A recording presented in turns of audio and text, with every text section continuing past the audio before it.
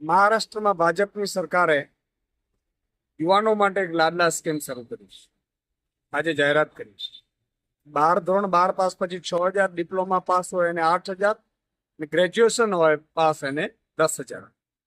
આ પહેલા મહારાષ્ટ્ર સરકારે 1,500 રૂપિયા મહિલાઓને, 21 થી 60 વર્ષ સુધીની મહિલાઓને 1,500 રૂપિયા આપવાની જાહેરાત કરી છે. મહારાષ્ટ્રમાં તમે આપો છો. મધ્યપ્રદેશમાં ઓલરેડી લાડલી યોજના ચાલુ છે, જેમાં 1,250 થી લઈને 3,000 સુધી મહિલાઓને આપવાના છે.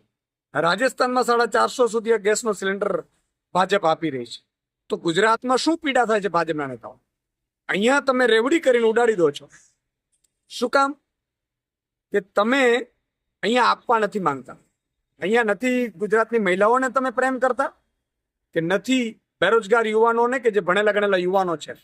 આજે સામાન્ય ઘર ચલાવવું મુશ્કેલ થઈ પડ્યું છે ગુજરાતના બહેનોને, માતા બહેનો, દીકરીઓને અને નાગરિકોને, યુવાનોને. ત્યારે આમ આદમી પાર્ટી માંગ કરી રહી છે કે ભૂપેન્દ્ર સરકાર, નરેન્દ્ર મોદી સરકાર જે વર્ષોથી અહીંયા શાસનમાં છે, કેન્દ્રમાં પણ છે. મારે નરેન્દ્રભાઈને કેવું છે કે તમે કહ્યું હતું કે બહેનોએ કંઈ તકલીફ હોય તો પોસ્ટકાર્ડ લખજો. હજારો બહેનો અત્યારે તમને કહી રહી છે કે અમને પણ મહારાષ્ટ્ર અને મધ્યપ્રદેશની જેમ મહિને 3,000 રૂપિયા આપો.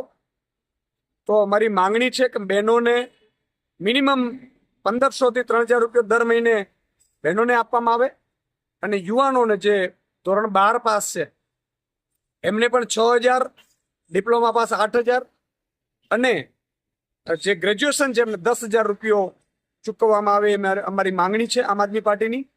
અને ભાજપ સરકારને હું કહેવા માંગુ છું કે શું તમે, મહારાષ્ટ્ર સરકાર તમારી જ ભાજપની છે, તો મહારાષ્ટ્રમાં આપે છે તો એને વખોડો છો, એને રેવડી કહો છો, કે પછી ગુજરાતમાં તમે આપવા નથી માંગતા? એનો નરેન્દ્ર મોદીજી અને ભૂપેન્દ્રભાઈ પટેલ એ ખુલાસો કરે.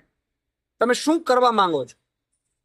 બહેનો અને યુવાનો, લાખો યુવાનો પૂછી રહ્યા છે ગુજરાતના કે તમે યુવાનોને બેરોજગારી ભથ્થું કે આર્થિક સદ્ધરતા માટે જે રાશિ છે આપવા માંગો છો કે કેમ?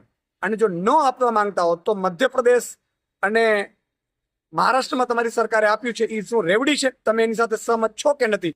નરેન્દ્રભાઈ પણ ખુલાસો કરે અને ભૂપેન્દ્રભાઈ પણ કરે, એવી અમારી માંગણી છે.